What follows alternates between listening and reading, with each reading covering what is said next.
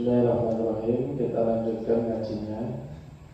Tiba-tiba tadi bisa tersilap mas. Transmisi layar tadi bisa. Terus pakai Google Home. Ini kan Samsung, ini Google. Kecuali kalau Samsung ke Samsung gampang. Ini Samsung ke Google, jadi harus pakai Google Home. Tadi bisa, terus disconnect, terus tidak bisa. Biasanya dari sini muncul kan story-nya apa kita Aqua Smart TV itu coba biasanya di sini muncul disconnect tiba-tiba. Bismillahirrahmanirrahim. Kalau yang smartphone itu bisa langsung dari HP, enggak kayak Smart View atau screen sharing dari HP langsung. Bisa dari HP langsung ditampilkan ya, tanpa kabel ya, maksudnya kabel bisa ya. Stabil enggak koneksinya?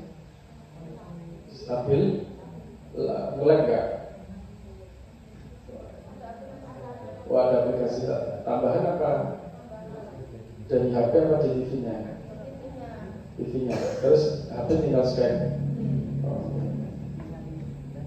Oke, monggo. Sudah berarti. Bismillahirrahmanirrahim. Kemarin kita ngaji tentang kitab Thaharah, tentang bersuci, bahwa air yang boleh dipakai untuk bersuci itu ada 7. Itu saya pinjami kitabnya ya, bukan dikasih. Jailan gabung yang nggak punya gabung. Satu kitab berdua mungkin. Satu kitab untuk berdua. Yang belakang mungkin belum dapat ya. Oke, gabung. Oke. Dibuka halaman 14. Halaman 14 kita ulangi.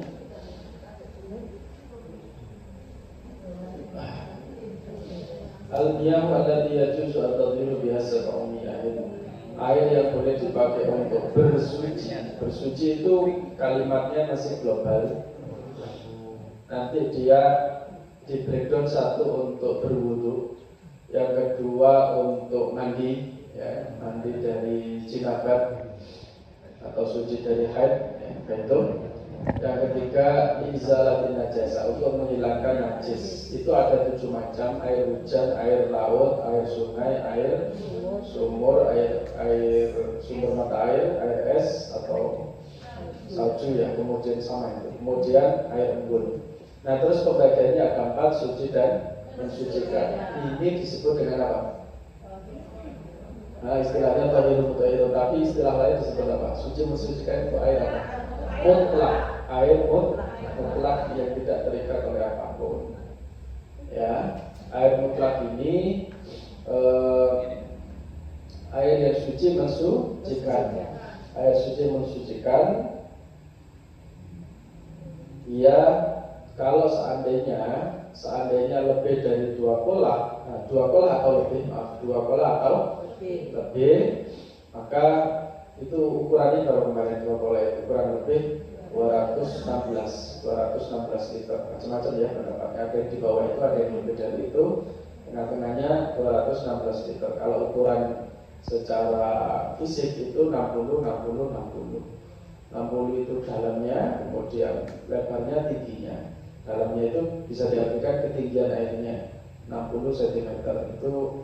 Itu kalau dari segi baknya, tapi biasanya dilebihkan ya. Makanya kalau kita lagi di toilet yang baknya kecil, kemudian kurang dari 2 kolah, maka harus lebih hati-hati. Ibunya harus hati-hati. Dan jangan sampai tercampur dari faktor eksternal. 3 hal yang bisa menyebabkan itu tidak lagi suci mensucikan. Satu, apabila berubah warnanya, baunya, rasanya. Itu kalau dominan. Tapi kalau sedikit maka tidak apa-apa. Sedikit tidak apa-apa. Atau sesuatu yang tidak bisa dihindari, yang alamiah. Contoh seperti lumut, itu sesuatu yang tidak bisa dihindari dan alamiah. Airnya tetap suci. Bukan berarti terus dalam wadah, dalam apa ini kolah, orang-orang itu namanya kolah ya, atau baknya itu, ini banyak lumutnya, terus warnanya berubah menjadi kehijauan. Tidak apa, karena itu alami dan tidak bisa dihindari. Atau di situ banyak hasilnya ya, atau apalagi ya sesuatu yang melekat, yang alamiah, itu tidak apa-apa. Betul? Ya, silakan.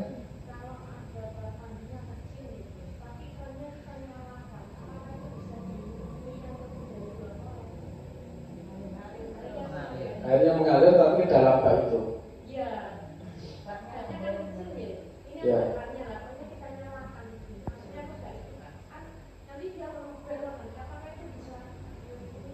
Bukan, tidak. Dua kola itu adalah standar baku dari ukuran. Meskipun itu dia selalu dijoki. Ya kan, dijoki dengan air keran yang mengalir di situ meskipun itu penuh. Kalaupun dia penuh kan tidak mencapai dua kola. Oh, tidak apa-apa. Jadi ada keterangan tambahan para ulama, ada yang mengatakan gini, tidak seketat atau tidak sesulit yang kita kira. Jadi kalau kita nyipu kemudian ada cipratan yang balik ke situ, itu ada yang menghukumi tidak apa-apa. Gitu. Apalagi itu airnya banyak kecil tapi terus dialirkan oleh air keran, itu tidak apa-apa. Gitu ya, itu. Jadi itu air yang suci mensucikan dua kolah atau kurang dari dua kolah, yang penting tidak berubah faktornya ya, rasanya, baunya, kemudian warnanya. Itu air yang suci mensucikan.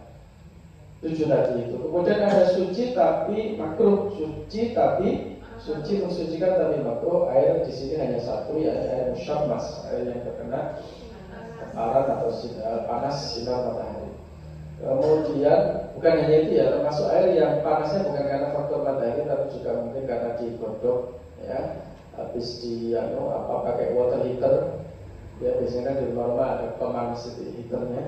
Nah, itu juga boleh tapi makruh kalau bisa netral gitu ya, karena jangan sampai ibadah kita itu menyakiti kita secara fisik, itu tidak diinginkan oleh agama. Kemarin saya katakan kulit wajah itu sangat sensitif.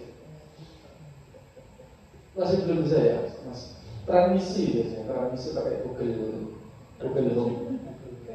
Terus muncul kan detek ini TV-nya, terus diklik gitu aja. Kemudian air yang ma'un mustaqbal wal mutaghayyir bima qalata wa ma'un najis. Thahirun ghairu mutahhirin, suci tapi tidak mensucikan. Dia suci seperti air dan air kopi ini suci tapi tidak bisa dipakai untuk berwudu, tidak bisa dipakai untuk mensucikan. Contohnya seperti berwudu, tidak bisa ya. Atau air bening yang ada rasanya gitu ya, atau air bening yang ada baunya, itu karena dia terikat dengan faktor yang lain. Jadi dia bukan air mutlak. Ini bukan air mutlak. Kalau air mutlak itu ya tidak ada warna yang berubah gitu ya. Ada nggak kopi yang warnanya putih? Kalau luar itu white coffee, tapi kan putihnya putih keruh ya, putih gitu. Nah, yang nggak ada kopi yang beningnya. Nah, ini ide bisnis menarik ini. Jangan kalau menemukan penelitian kopi tapi bening ya, kopi bening tapi rasa kopi ya, air bening tapi rasa kopi. Apa itu? Oh, rasa. Oh, gitu ya. Jadi kayak stevia, gula stevia, kan ada tetesnya ya. Itu ya kalau warnanya kayak kalau koko gitu ya. Satu tetes, dua tetes sudah. Itu dari daun ya. Dari daun stevia. Itu untuk bagian diabetes itu bagus itu. Atau gula apa itu? Diabetasol ya. Diabetasol. Lima salatahu minat tahira. Kemudian ada air dari saya. Air mutan najis. Nah ini ya. Kemudian, nah sudah. Tapi ya mas. Wifi-nya kita nanti Oh iya. Oh makanya kok putus. Ini wifi putra berarti. Iya. Terima kasih mas.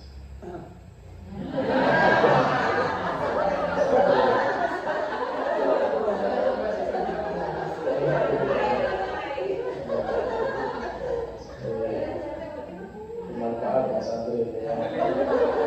Coba nanti di sini mas.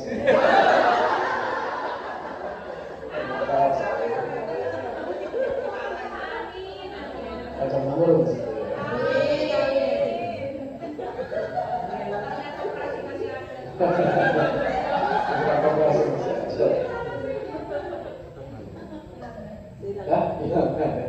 Ini wifi-nya saya. Apakah putra 1A?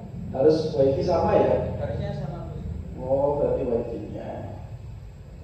Soalnya ini yang saya bersambung hanya ini ya, Kobah Putra 1A. Iya, harus sama kalian itu. Oh iya. Coba dokumen. Oh, berarti masalahnya ini wifi saya apa? Mulak malik ya, sudah nanti.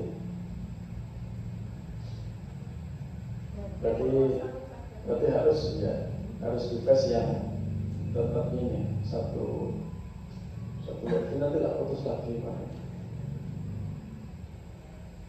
Jadi pembagian air itu 4 itu, yang terakhir adalah air yang najis. Air yang najis. Ma'un najas. Nah, alimnya itu ada 4 ya. Tohirun, mutahhirun. Tohirun, mutahhirun. Kemudian air yang makruh.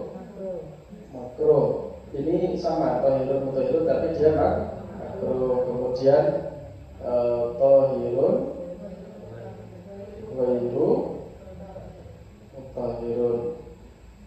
Kemudian yang terakhir ma'un najis.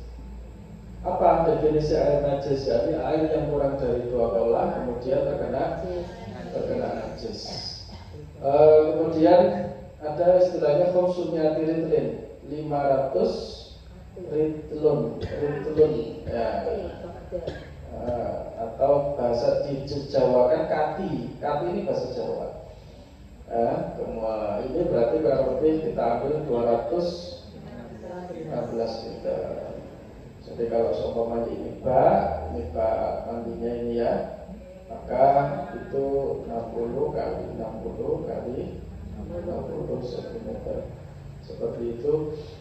Ritel itu adalah badat ya, ukuran dari badat. Oke, sudah jelas insyaallah ya.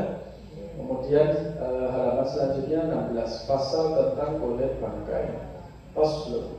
Ada yang bisa baca sama ibunya? Siapa? Siti ya, Siti santri ya. Siti santri angkatan pertama.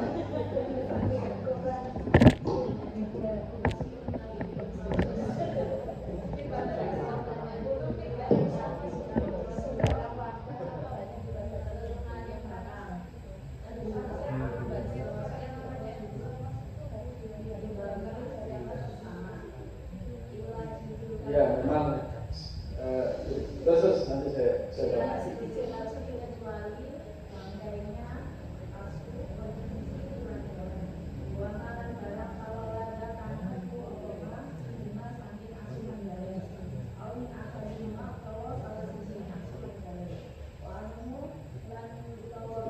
digabung Betawi putus mana sih?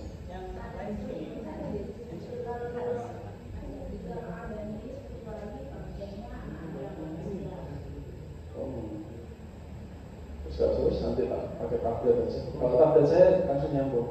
Tablet Samsung.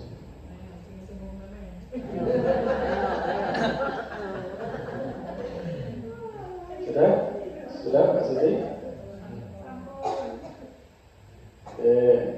Silakan dibaca terjemahnya. Bu Arta, Miss Arta. Kulit-kulit bangkai binatang bisa menjadi suci dengan sama, kecuali kulit anjing dan babi dan hewan yang lahir dari keduanya atau salah satunya. Tulang dan kulit bangkai itu najis, kecuali tulang dan rambut mayat manusia. Sebelum saya lanjutkan terkait dengan pasal tentang kulit bangkai, ini dulu juga pernah kita bahas ya. Dulu ngaji kitab apa itu namanya, yang sebelumnya itu yang pakai PDF itu ya, Ibadatul Ahkam, itu juga hadis-hadis Bulughul Maram itu juga sama, diawali dengan bab tentang bersuci, diantaranya membahas tentang kulit binatang. Pertanyaan dari Bu siapa tadi, Bu Fida ya, tentang air musyammas dalam madhab Syafi'i. Dalam madhab Syafi'i itu memang disebutkan dia dalam bejana logam. Dia dalam bejana logam ya, karena logam itu macam-macam ya, ada besi, tembaga, kuningan dan sejenisnya. Gitu. Kenapa? Karena itu terkait dengan apa tadi? Terkait dengan potensi adanya apa tadi?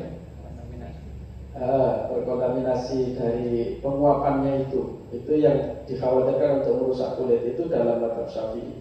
Tapi kalau dalam madhab yang lain itu berkembang. Dalam pendapat modern juga begitu, bukan hanya membatasi tentang logam, tapi juga semua jenis kontainer atau bak. Jadi kalau sekarang di tandon atas itu kalau dia siang panas, itu kan kita buka keran juga panas. Intinya panas itu. Gitu.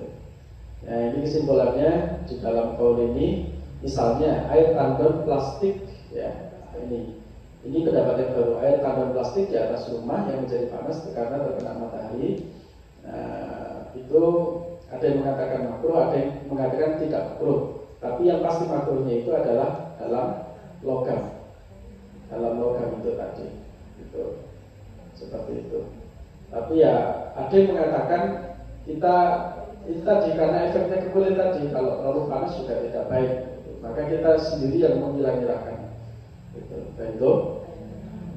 Jadi dikhawatirkan menimbulkan baros itu semacam penyakit kulit, belang dan sebagainya. Ya, seperti itu. Oke. Jadi yang paling dihindari itu logam. Tapi kalau di plastik, air tandon plastik itu ada yang mengatakan makruh karena panasnya, ada yang mengatakan tidak, karena tidak ada efek membahayakan seperti apa logam. Gitu. Oke, sekarang kita lanjutkan terkait dengan sama. Sama itu bahasa Jawa. Ya, kalau bahasa Arabnya disebut dengan atiba. Menyamak itu juga diserap menjadi bahasa Indonesia ya.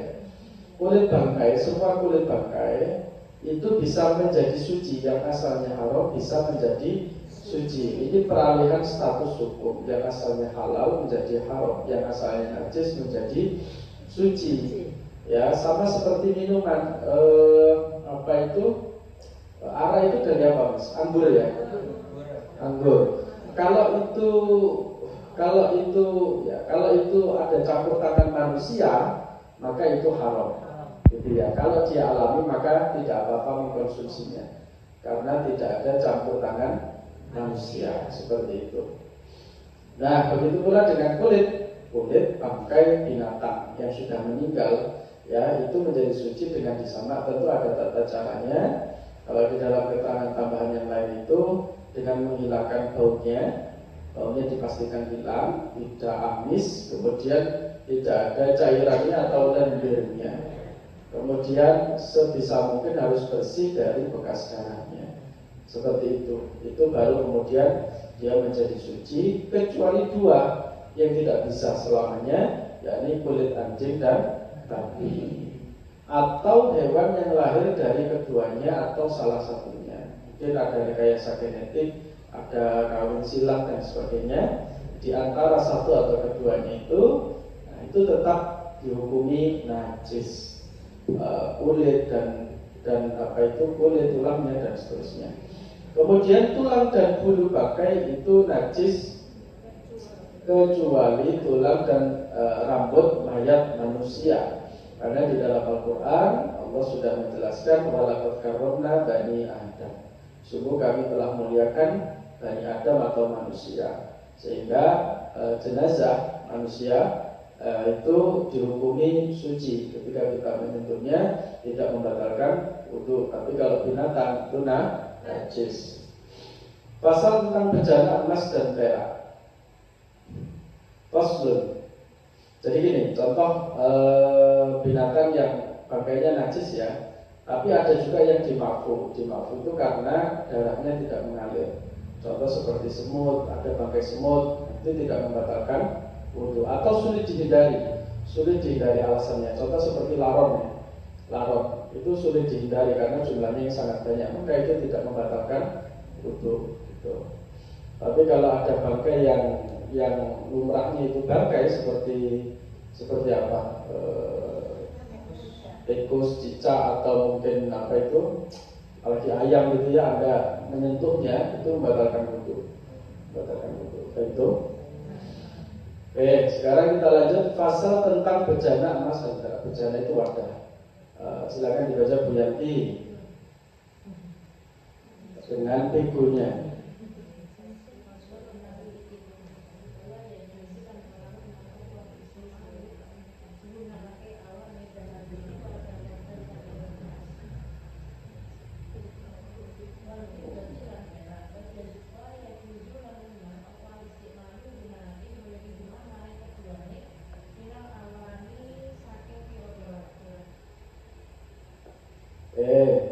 Siapa yang bisa ngulangi? Mas Adif, Ustaz Adif, ayo Samit.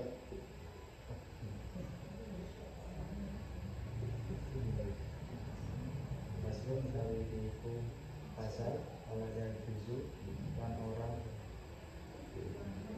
Lan orang wenang istimalu opo istimalu awani tadi istimalu berarti awani wadah ada hati emas wadi lan perak kaya tujuh lan wenang istimal opo itu tidak membaca istimalu kayak gini.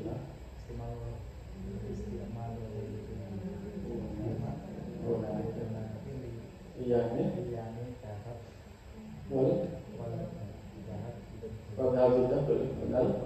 Minal awani saking biro-biro wadah.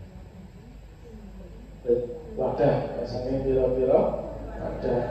Mas Amir, bisa Mas baca buku. Ayo coba. Oh, lulusan UIN ya namanya. UIN itu kampus, Masya Allah itu kampus UIN. Faslun utawi iki iku fasal walaya juzulan ora wenang apa istimalu awani dahabi gunakake wadah-wadah emas wal fiddati lan perak wa juzulan menang apa istimalu ghairihima gunakake liyane dahab wal fiddat minal awani saking pira-pira wadah. Dibaca artinya. Pemakaian bejana-bejana yang terbikin dari emas dan atau perak atau diperbolehkan, sedang pemakaian bejana-bejana yang lain selain dari kedua bejana tersebut di atas diperbolehkan. Ini insya Allah sangat jelas ya. Bagaimana terkait dengan kita menggunakan bejana dari emas dan perak. Itu tidak hukumnya adalah haram dan pelakunya mendapatkan dosa. Tidak boleh digunakan dalam aktivitas sehari-hari. Contohnya seperti makan, minum, dipakai untuk mandi, ciputnya terbuat dari emas, ya. Terus dibuat apa lagi? Sapu-sapunya dari emas, apalagi tidak boleh gitu ya. Karena dari emas dan perak, harga perak itu berapa sekarang? Nggak pernah ya? Apa itu perak ya? Kalau emas berapa sekarang? 1 gram? 2,5. Beberapa minggu lalu sempat 3 juta ya? Bulan kemarin ya? waktu Iran memblok Selat Hormuz gitu ya, langsung naik. Sebelumnya tiga. Saya masih ingat sekali dulu negeri istri saya waktu awal nikah di 2015 setelah itu ya. Waktu itu masih pernah beli emas itu 1 gramnya berapa? 750. Sekarang sudah naiknya luar biasa. Tapi turun lagi ya, 2,5 ya. Kaidah dasarnya ada hadisnya dari Kanjeng Nabi Rasulullah SAW mengatakan, la tashrabu fi aniyati dzahabi wal fiddah wa la taqulu fi shihafiha. Janganlah kalian minum menggunakan bejana emas dan perak, janganlah kalian makan menggunakan piring-piring dari keduanya. Karena secara historis raja-raja dulu, raja-raja dari Persia, kemudian Romawi kuno, kemudian Bizantium itu kebiasaan mereka adalah menggunakan emas ya, dipakai untuk makan, minum dan seterusnya. Itu merupakan bentuk sebuah kesombongan, dan kemudian Islam mengajarkan bahwa itu adalah sesuatu yang diharamkan, sesuatu yang dipakai untuk sombongan ya, seperti itu ya, contohnya seperti itu. Atau berwudu menggunakan air dari bejana emas dan perak, itu haram penggunaannya, tapi wudunya sah. Mandi menggunakan wadah emas dan perak itu haram ya, tapi kalau dia wudunya tetap sah. Tapi yang diharamkan itu adalah penggunaannya gitu. Termasuk mengambil atau menyimpan sesuatu dengan maksud menggunakan bejana tersebut, termasuk pembahasan larangan penggunaan. Nah, bagaimana jika berwudu dari bejana emas? Wudunya tetap sah, tapi penggunaannya itu adalah haram atau dilarang, seperti itu. Oke, dalam pembahasan Syafi'i yang larangan tidak semata-mata karena bentuknya harus berupa gelas atau piring, jadi tidak terbatas ya, gelas atau piring. Yang menjadi perhatian adalah wadahnya. Aniyah itu wadah, segala sesuatu yang bisa mencakup barang seperti mangkok, gelas, piring, kendi, tempat minyak ya, dan sejenisnya. Itu semua wadah yang dilarang apabila terbuat dari emas dan perak gitu. Dalam pendapat utama Syafi'i, bukan hanya menggunakan yang bermasalah, tapi juga memiliki atau memiliki bejana emas perak sebagai bejana untuk penggunaan tersebut meskipun belum digunakan.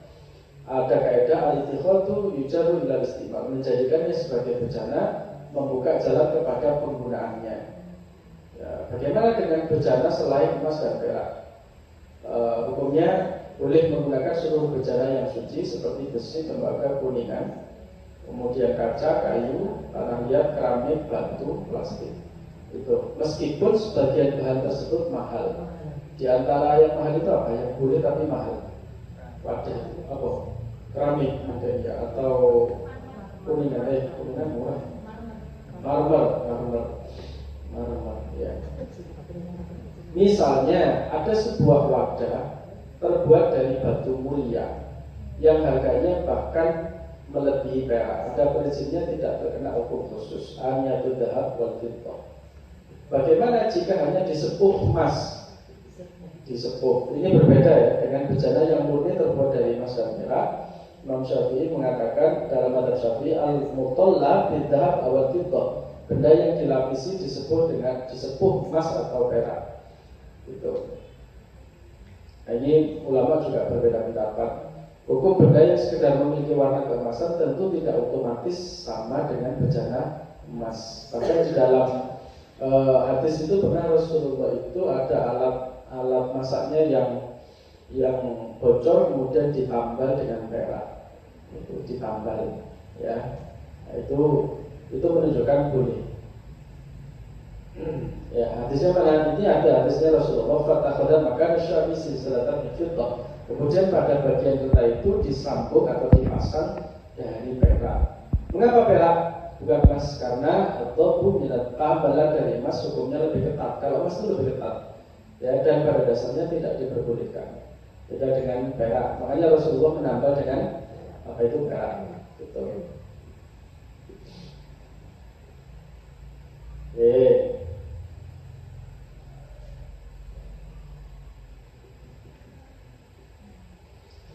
Oke, kemudian pasal tentang membersihkan gigi atau disebut dengan siwak.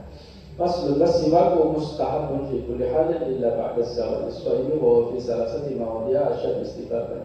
Yang pertama, illa tawhiri famin min azmin aw ghairihi wa idal qiyam min an-nawm wa idal qiyam ila shalah. Siwak itu sangat disunahkan. Bahkan Rasulullah mengatakan perbandingan orang yang sholat sebelum sholat menggunakan siwak dan sholat tidak dengan siwak itu perbandingannya 70 derajat atau 70 keutamaan.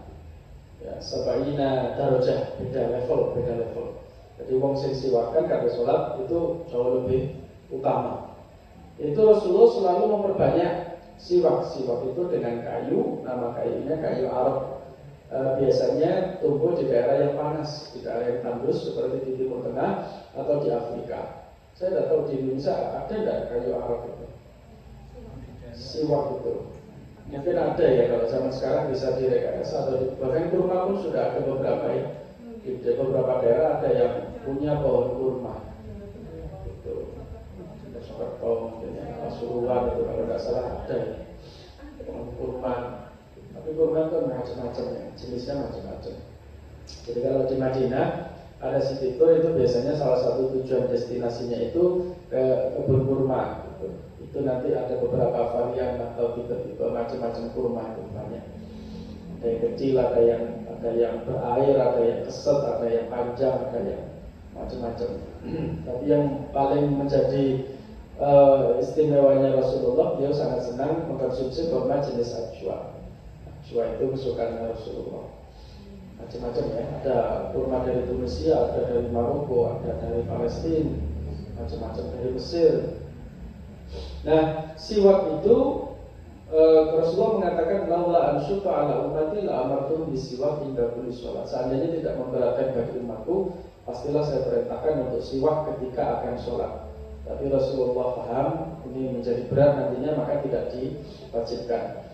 Kecuali dalam 3 waktu, dalam 3 kondisi. Yang pertama, ketika ba'da zuhur. Ba'da zuhur itu hukumnya makruh bagi orang yang puasa.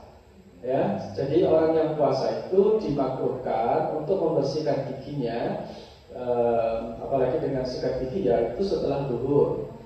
Biarkan saja ya, orang puasa memang seperti itu kondisinya. Tapi kalau subuh, pada subuh silahkan. Masih pagi silahkan sikat gigi. Tapi kalau sudah melewati zuhur itu tidak dianjurkan. Makruh, lebih baik tidak dilakukan. Bukan berarti tidak boleh sama sekali, tapi lebih baik tidak dilakukan bagi orang yang siapa puasa pada zawal setelah matahari bergeser. Kemudian ada 3 kondisi yang sangat-sangat disunahkan. Yang pertama, ketika berubahnya bau mulut. Ketika berubahnya bau mulut karena diam, azmin itu diam. Itu sumtin. Nah, diam itu kan sumtun. Sumtun itu diam sebentar, tapi kalau azmin diam lama. Orang kalau diam lama otomatis bau mulutnya berubah. Nah itu disukakan waktu apa?